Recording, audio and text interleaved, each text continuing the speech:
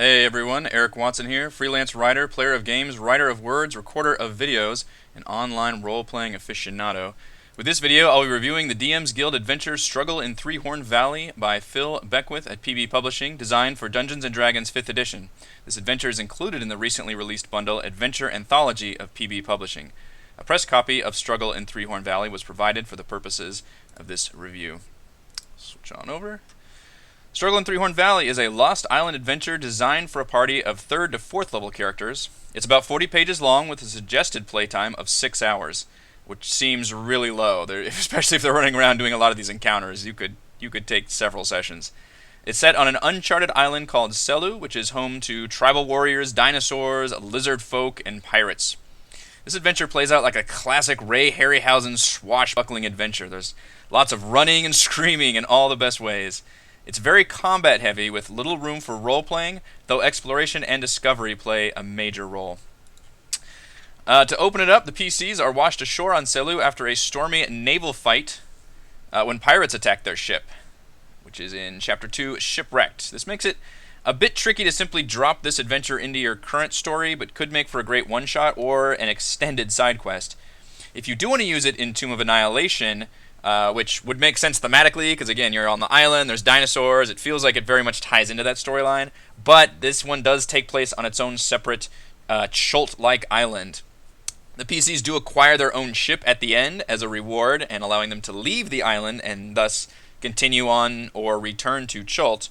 Alternatively, you could use many of the self-contained encounters here directly in Chult, making this adventure a useful supplement to Tomb of Annihilation, which is probably the way I would lean towards using it if I were running a campaign of Tomb of Annihilation. There's a lot of encounters here that would literally just fit directly into Chult, which is a big thumbs up.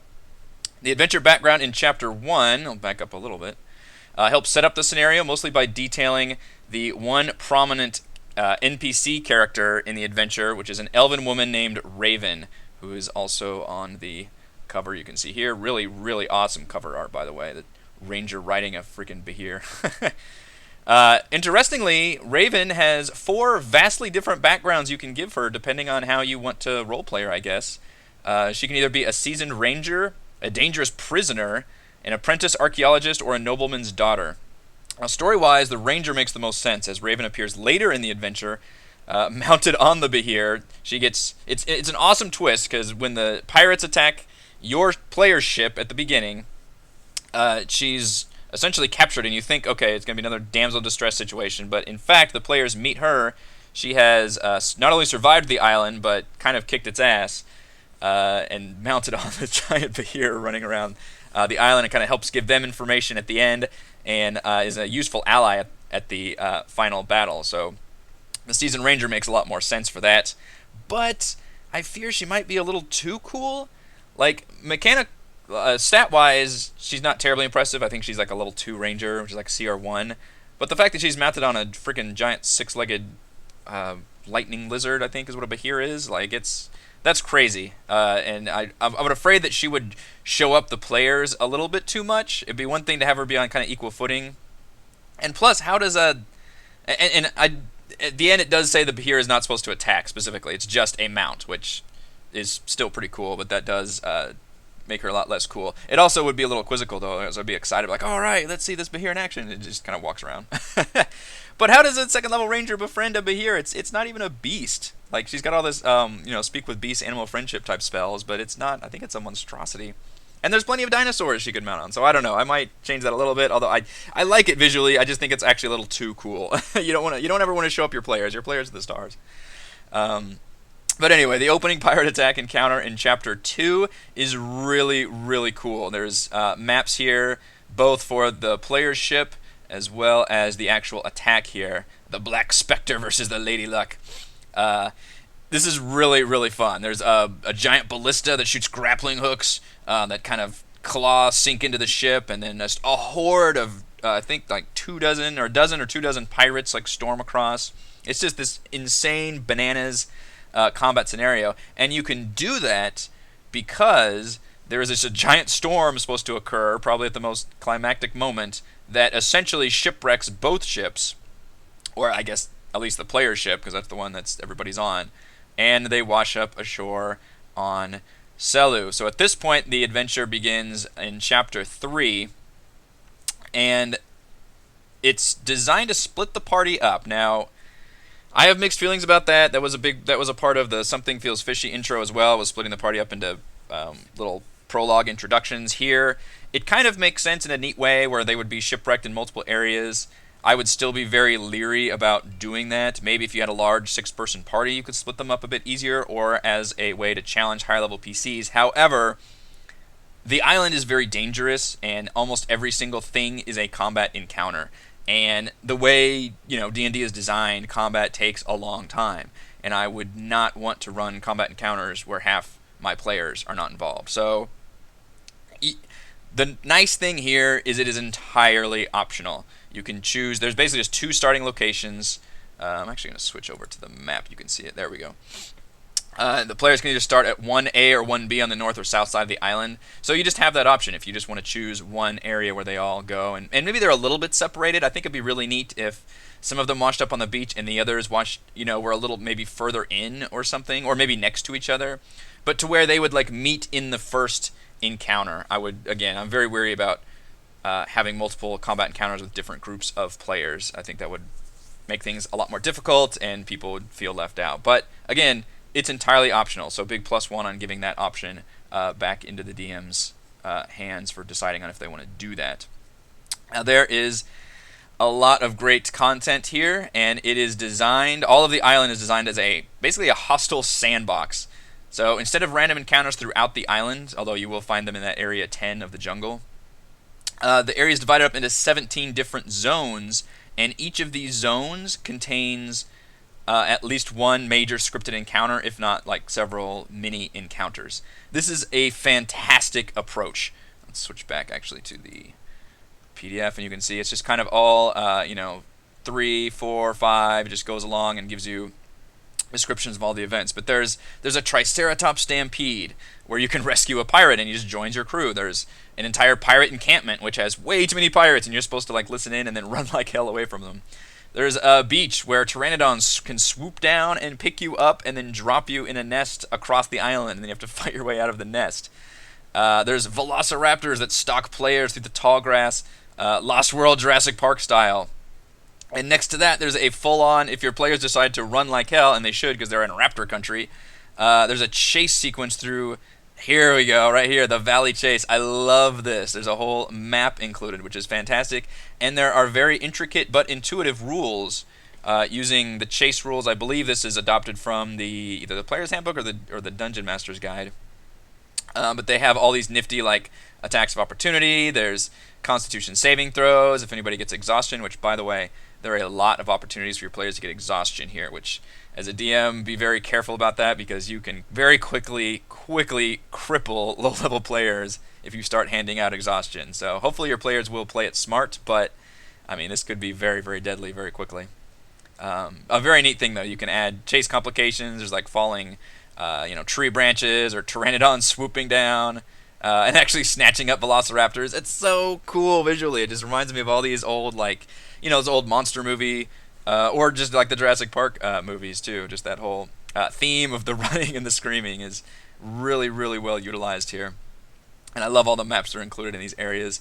There's one whole jungle that's just got all these mini random encounters in here, which the maps provided are really nice, but you don't have any maps of these random encounters, so you would probably need some extra maps there if you're actually doing the tactical battlefields. There's also an entire mini dungeon. Trying to scroll through and find it. There we go, the Lizard Folk tunnels. Just an entire little dungeon in the middle of the island, which has a bunch of lizard folk, ending in a nice little arena battle with a lizard folk king, which is really nifty. So there's a fantastic amount of content here, and it's all left completely up to the players and the DM how and when they want to tackle them. And because they're all mostly self-contained, you could just pick up any of these and drop them into Chult in a Tomb of Annihilation campaign. So I like the idea of a Triceratops Stampede, or I like the idea of the pteranodons carrying players off of the nest, or I like this little lizard folk tunnel. These things all work perfectly thematically with Tomb of Annihilation. You could just drop them into Chult if you didn't want to actually create this separate adventure. Not to say this adventure isn't good. I think it is really good. The main events occur when the PCs reach the center of the island and their one safe haven, which is Paku Village.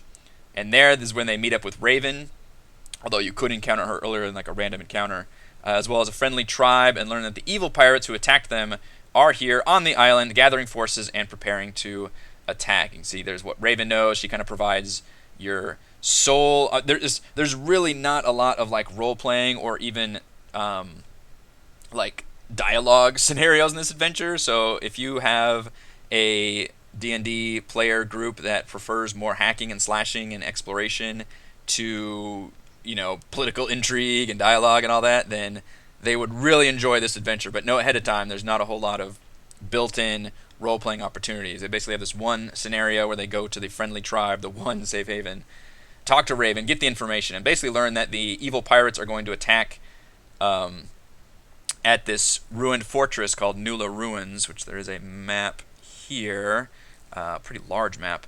And this is an awesome, epic climax. The PCs travel east and help defend the ruined fortress, and a pirate leader comes charging in, mounted on a Triceratops, commanding pirates and velociraptors in what looks like just an amazingly epic final battle. It reminded me of one of my old favorite Saturday morning cartoons, Dino Riders, with both the good guys and the bad guys using like mounted dinosaurs to attack each other. It seems really fun, really nifty.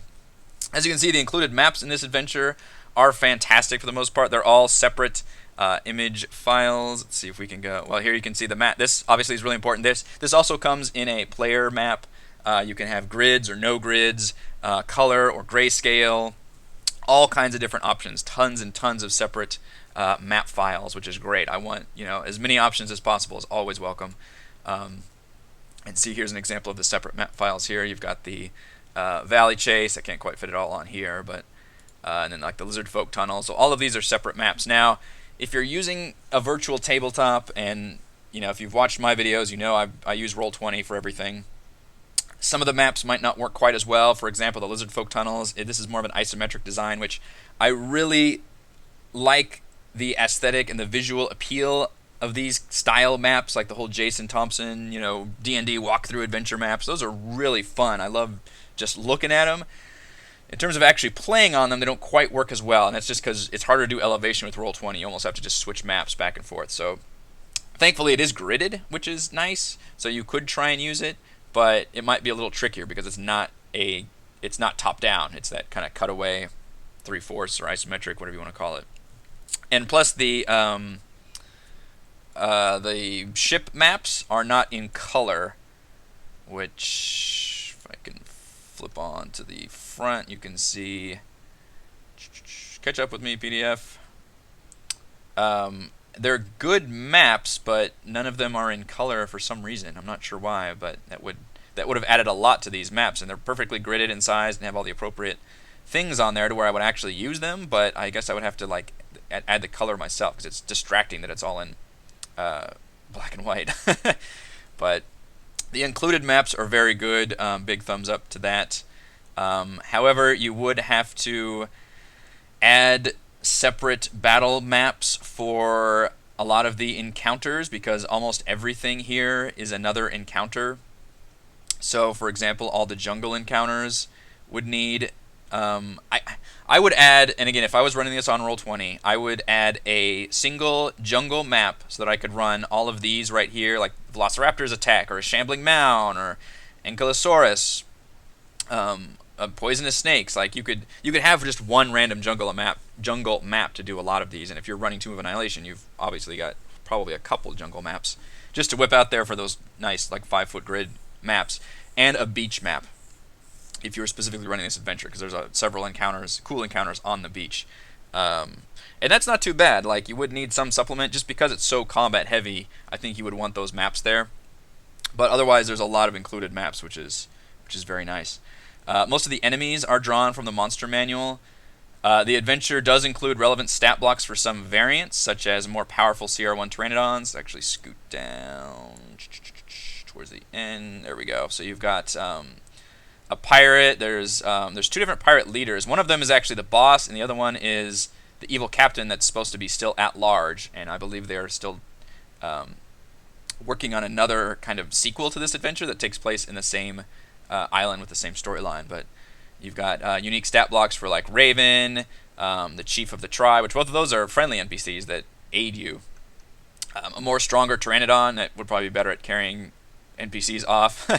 Velociraptors. So you definitely have several stat blocks. Most of the creatures, though, are dinosaurs, just pirates. There's like Grix along the top of the beach right here. It's a lot of stuff. All the lizard folk. So it's stuff that you'll find in the monster manual.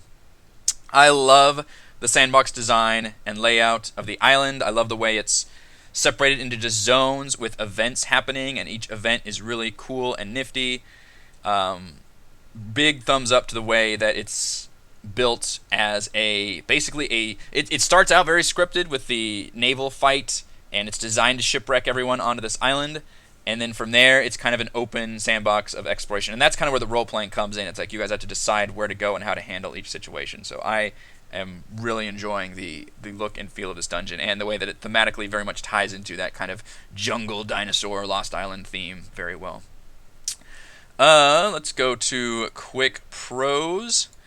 There are just tons of great content here, most of which is self-contained and could be individually dropped into Chult for a Tomb of Annihilation campaign. So even if you don't want to necessarily actually run this adventure, which sounds bad, like I do like this adventure, but if you're already running Tomb of Annihilation, I don't know if you want to also shipwreck your players on another, on a separate island. But you could take elements, if not almost the entire storyline of this adventure, and literally just plant it into an area into Chult, which is really cool. The maps that are included are very high quality, with multiple formats. As I said, you've got like grid, no grid, player maps that don't have any of the annotation or marks on there, and then the DM maps, which have everything you would need. The only few, well, I'll get to the cons with that. I like that there's solid rules on passing time while traveling. Instead of it being necessarily like, if they travel this long, this much time passes, it's by encounter, which is good. It says like, hey, if they encounter this many things, then it reaches this time of day, they need to find a way to sleep, or else you're going to have to start handing out exhaustion. And players do not want exhaustion, because that stuff gets very, very bad. There's also really good rules on the chase sequence, I think. Just solid rules for that. That makes me actually want to run that chase sequence, because that's a unique thing to do, too. Not everything should be just a straight, okay, fight. I think that offers a nice, like, okay, there are too many enemies here, but here's a path you can escape to, and here is how the rules we're going to play. And I think that's fun. Another pro is that a sequel is planned that expands further into I believe, the eastern reaches of Selû. You can see it's not actually on this map an island. Like, I mean, it could be, but you only see like this part of the island. So there is actually more content planned, which is neat, because I think there's a lot of neat ideas here with the evil pirates and the dinosaurs and the tribe and all that. So if you wanted to stick your players on Selû, there could be some more fun content there. Quick cons. Raven appearing in the adventure is a friendly NPC is awesome, that she's an ally later on, and she kind of rises above her scenario in the intro where she just gets like captured. But I fear that she's a little too impressive, like visually. It's cool that she's like, a triumphant appearance, but a Bahir is just way too cool. That's a CR like what, 10 or 11 monster? Like, holy crap. Where did they even get that thing? I would just be leery about showing up the PCs a little too much. Like, it's one thing to put her on equal footing, but to actually make her cooler than the PCs, I would be very leery about. So I might actually change that. Even though that cover art is really great and everything, showing the Bahir on there, it's a neat idea, but I would probably put her on a dinosaur. Plus, dinosaurs are beasts. That makes more sense. Another con, the maps that are provided are really nice, but I would have to provide even more maps if I were using it. Because there are so many encounters and it's so combat heavy that you would need a few more tactical battle maps, namely at least like a beach and a jungle map to help round out and use those if you're actually using something like Roll20. The verdict, final verdict, Struggle in Three-Horn Valley hits all the right notes in creating an action-packed, dinosaur-filled Lost adventure. Thank you to everyone for watching this video review. You can see my written review at roguewatson.com. You can follow up on our own tabletop RPG adventures here on my YouTube channel. Thank you.